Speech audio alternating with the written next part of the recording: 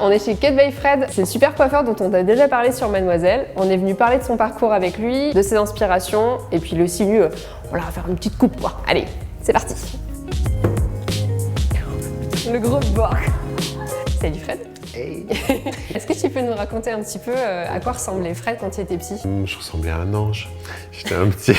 J'avais une petite boule de cheveux.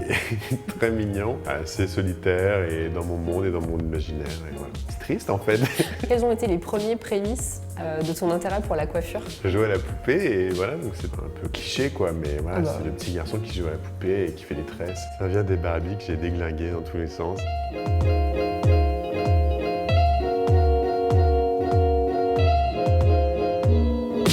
Ça va te lasser un petit peu très vite, non, je pense. Aussi. Cette coupe? Ouais. Rase. Faut comme que tu sois joli, quoi. Comme qu'on fasse un truc un peu beau. T'as envie de me faire un bol, je le vois, je le sens. Je trouve ça plus doux. Peut-être que j'assumerai. Lance-moi des défis. Ok, c'est bon, je l'ai. On fait un bol flou. Tout flou, vous ne verrez plus. Si je me trompe pas, t'as commencé avec 2 singes? Oui, j'ai commencé en salon, en tout cas, avec plein de salons. Et j'ai continué en rencontrant un grand coiffeur de cinéma. Et c'est là où j'ai commencé à faire du cinéma et que j'ai rencontré Vanessa Paradis. Il m'a donné la chance de faire mon premier film. J'avais 19 ans, il y a 2 ans. Et de fil en aiguille, j'ai rencontré d'autres actrices et ça m'a permis de rentrer dans le milieu du cinéma, faire des festivals, enfin de faire ce que je fais aujourd'hui, mais très jeune du coup. Et il y en a une qui a l'air d'avoir la place de la best, c'est Mélanie Laurent. Ouais, et Mélanie c'était une cliente, elle est très jeune. Elle démarrait aussi, donc on a vraiment grandi ensemble. Elle m'a mis sur ses premières promos, sur ses premiers tapis rouges et c'est super.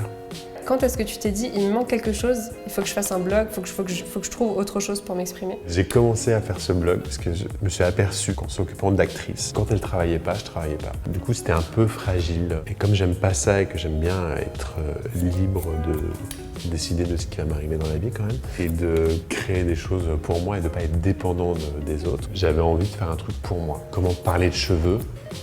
Tu vois, aujourd'hui, c'était un peu flou. Et j'avais des copines blogueuses qui écrivaient des choses sur la beauté, la mode, tout ça. Et donc je me suis dit pourquoi pas faire un blog cheveux, quoi. Un blog qui parlait de coiffure et tout ça. Donc je me suis lancé là-dedans. J'ai adoré tout de suite, quoi, parce que c'était vraiment moi, quoi. Ça devient d'où là, cette envie de justement de raconter ces histoires de gens? Pour moi, c'est pas juste technique. Donc ça peut pas être juste des tutos ou juste des méthodes, quoi. Parce qu'il n'y a pas de méthode vraiment. Il y a de l'émotion, quoi. Donc pour moi, c'était normal de le connecter à une histoire d'une personne. Une fois, j'ai une femme qui est venue ici pour une couleur, pour faire ses racines. Et en parlant, tout ça, machin, elle est ressortie, elle était rasée et blanche. Du coup, rien à voir avec le brief de mec qui l'ont vu du début. Je me suis rendu compte qu'en fait, elle était prisonnière d'un truc, qu'elle prenait aucun plaisir à se colorer les cheveux, que c'était pas du tout pour faire plus jeune ou quoi que ce soit. C'était vraiment parce qu'elle avait des racines. 6 mois après, elle est revenue, elle est toute blanche, sublime. Wow. Elle est très belle, elle est libérée, elle s'habille. Enfin, tu vois, elle est beaucoup plus. C'est beaucoup plus elle, quoi. J'ai un style qui est très naturel, voilà, c'est toujours là, mais on dirait pas que ça vient d'être fait, tu vois. Il y a un truc qui vit bien dans le temps, qui s'installe, souvent qui est même mieux un mois après. Il y a une série sur le site de Maï sur nous à 20 ans, une photo de soi à 20 ans, et t'es dedans. Et tu dis que quand t'es plus jeune, tu te considères un peu comme une chose, je me souviens plus du terme exact. C'était ça le terme. On vieillit, hein, tout simplement, et du coup on se sent plus à l'aise. Non mais c'est vrai, être jeune, c'est super à plein de niveaux, mais qu'est-ce que c'est chiant aussi, putain. Vraiment, on se complique les choses. Quand je vois les photos, je me dis putain, mais j'étais sublime en fait. Mais t'es trop. J'étais incroyable. Je me trouvais bizarre, quoi. Je me trouvais moche, quoi. En tout cas, ça va mieux, quoi. Je me trouve moins bizarre, quoi. J'étais vraiment étrange.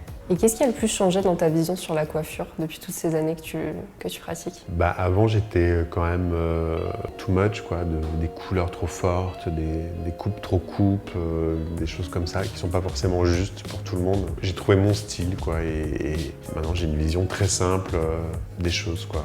J'apporte plus d'importance à son changement, le fait qu'elle se sente mieux, qu'elle se regarde mieux dans le miroir, qu'elle soit plus douce, quoi, avec elle-même. J'ai la chance de faire et du salon, parce que c'est chez moi. Bah, j'ai quelques journées avec des clientes quand j'ai envie. Il y a le blog qui est un autre média d'expression et les actrices que je continue à faire régulièrement. Donc quoi est-ce que tu t'éclates le plus?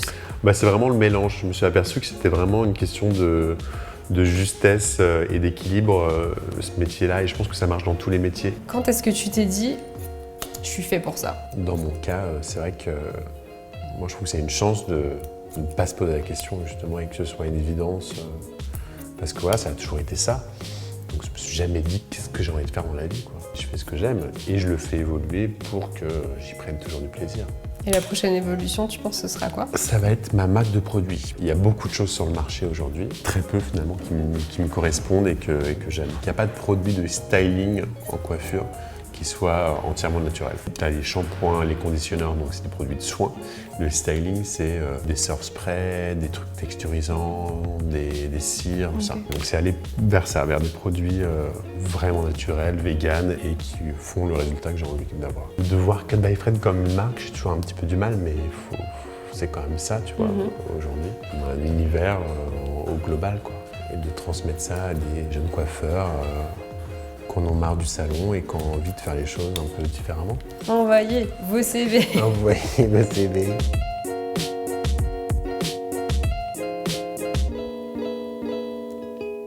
Merci beaucoup, Fred, Ouais, je t'en prie. pour ce moment.